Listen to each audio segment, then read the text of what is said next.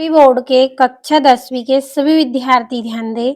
यदि आपको वार्षिक परीक्षा में वास्तव में अच्छी परसेंटेज बनाना है और 60 से 70 अंक यदि आप लाना चाहते हैं, तो मैं आपको वार्षिक परीक्षा की तैयारी के लिए सोशल साइंस के कुछ ऐसे प्रश्न बताऊंगी जो एग्जाम में आपको देखने को मिलेंगे।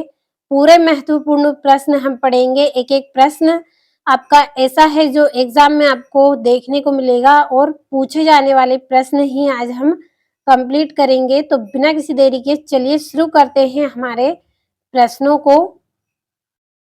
तो ये आपका पहला प्रश्न है जिसमें आपको सही विकल्प चुनकर लिखिए। पहला है, निम्नलिखित में से किस फसल को पीला सोना कहा गया है? तो यहाँ पे आपको फसलों के नाम दिए गए हैं, तो इसमें से कौन सी ऐसी फसल है जो आपकी पीला सोना है? तो कौन सी फसल है? सरसों। सरसों क्या है? आपकी पीला सोना फसल है। तो चलिए अगले प्रश्न की ओर जल्दी से बढ़ेंगे। दूसरा प्रश्न है, पूर्वी तट पर स्थित पतन जो अंतःस्थानीय तथा अधिकतम गहराई का पतन है, तो वो रहेगा आपका विशाखापट्टनम। जो क्या है? पूर्वी तट पर स्थित पतन है जो अंतःस्थानीय तथा अधिकतम गहराई का पतन है, तो वो कौन सा है? विशाखापट्टनम। तीसरा है, विश्वकोश नामक ग्रंथ की रचना किसने की? तो दीदरों ने की थी विश्वकोश नामक ग्रंथ की रचना। और चौथा है, द्वितीय विश्व युद्ध के दौरान निम्नलिखित देशों में से किसे धुरी शक्ति माना गया है? तो नाज़ी जर्मनी, जापान और इटली को क्या माना गया है? धुरी शक्ति माना गया है। पांचवा, शिक्षा किस सूची का विषय है? तो जो शिक्षा है आपका वो कौन सी सूची का विषय है? समवर्ती सूची का विषय ये रहेगा। छठा है, औसत आय को अन्य किस नाम से जाना जाता है? तो औसत आय को किस नाम से जाना जाता है? प्रति व्यक्ति आय के नाम से भी जाना जाता है औसत शक्ति को, औसत आय को। और ये यहाँ से इंग्लिश मीडियम वाले बच्चों के लिए है, कंप्लीट कर दिए हैं। आप केवल स्क्रीनशॉट के माध्यम से इनको अच्छे से पढ़ ले, समझ ले और कंप्लीट करें। और ये यहाँ से भी आपको कंप्लीट करना है। जल्दी से अगले प्रश्न की ओर हम बढ़ेंगे। तो आपका अगला प्रश्न है, रिक्त स्थान की पूर्ति कीजिए। पहला है, वे संसाधन जो निर्जीव वस्तुओं से बने हैं डेड संसाधन कहलाते हैं। तो अजैव संसाधन कहलाते हैं। जो क्या है? निर्जीव वस्तुओं से बने होते हैं। निर्जीव वस्तुएं ऐसी वस्तुएं जिनमें क्या है? जान नहीं होती है, वो एक स्थान से दूसरे स्थान तक नहीं जा पाते हैं, ऐसे वस्तुएं क्या है? निर्जीव है। जैसे ये पेन है तो ये क्या है? निर्जीव है।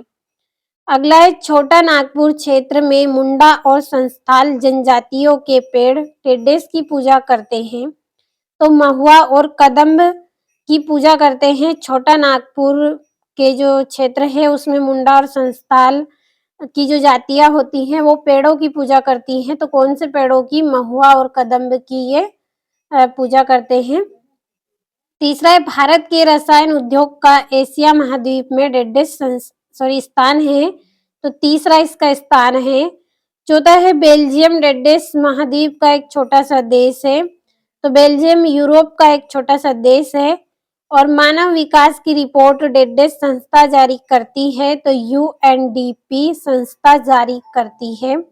और छठा है, मनरेगा में डेडेस दिन के रोजगार की गारंटी दी गई है। तो 100 दिनों के रोजगार की गारंटी दी गई है। कहाँ पर? मनरेगा में दी गई है। तो ये हो गए हैं रिक्त स्थान। चलिए जल्दी से अगले प्रश्न की ओर हम बढ़ते हैं। उससे पहले भरोसा रखिए, इसी में से पूरा पेपर रहेगा। कंप्लीट अच्छे से जरूर करें आप पूरे प्रश्नों को। तो ये हो गए आपके रिक्त स्थान। और यहाँ से आपका अगला जो प्रश्न है उसमें सत्य सत्य है। पहला है, निक्षालन से बनी मृदा लेटेराइट मृदा कहलाती है। अगला है आपका, भारत चीन के बाद चावल का सबसे बड़ा उत्पादक देश है। तो ये आपका सत्य रहेगा। तीसरा है, 1993 में वायु परिवहन का राष्ट्रीयकरण किया गया था। तो सत्य है। चौथा है, चंडीगढ़ के केंद्र शासित प्रदेश हैं। तो सत्य है। 5वां खुली बेरोजगारी की छिपी बेरोजगारी भी कहते हैं, तो असत्य है। और 6वां है भारत में करेंसी नोट भारतीय स्टेट बैंक जारी करता है, तो ये भी आपका असत्य रहेगा। और अगला आपका जो प्रश्न है उसमें आपकी जोड़ियां हैं। तो पहली है रबर का सबसे बड़ा उत्पादक राज्य कौन सा है? केरल है। दूसरा है उगते सूर्य की किरणें, तो इसका आएगा आजादी मिलना। तीसरा है अवनी अविंद्रनाथ टैगोर, तो इसका रहेगा भारत माता। चौथा है सरकार का बेहतर रूप, तो इसका रहेगा लोकतांत्रिक। पांचवा है आय और उपभोग का अंतर, तो ये रहेगा बचत। और सरकार द्वारा प्रतिबंधों को हटाना, तो उदारीकरण कहलाएगा। ये आपकी जोड़ियां हैं। अगले प्रश्न की ओर बढ़ते हैं। तो अगला प्रश्न है एक वाक्य में उत्तर लिखिए। पहला है टिहरी में किसानों द्वारा कौन सा आंदोलन चलाया गया था? तो नर्मदा बचाओ आंदोलन चलाया गया। और हौज खास का निर्माण किसने कराया था? तो अलाउद्दीन खिलजी ने करवाया। तीसरा है भारत का कौन सा नगर इलेक्ट्रॉनिक उद्योग की राजधानी है? तो बेंगलोर। चौथा है भूमध्य सागर के पूर्व में स्थित देशों को क्या कहते थे? तो एशिया कहते थे। पांचवा है नई आर्थिक नीति कब लागू की गई? 1991 में लागू की गई। छठा है बहुराष्ट्रीय कंपनियों द्वारा किए गए निवेश को क्या कहते हैं? तो विदेशी निवेश कहते हैं। और इंग्लिश मीडियम वाले बच्चे आप ट्रांसलेट कर लें।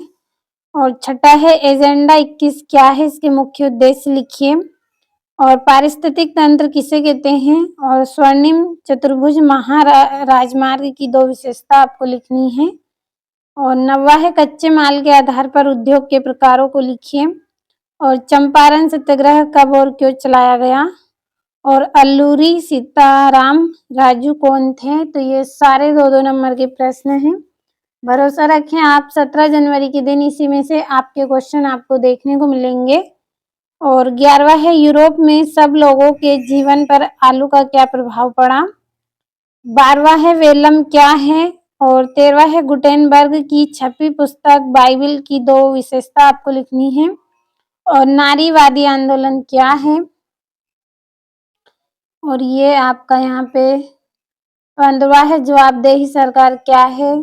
17वां है मुद्रा का अर्थ समझाइए।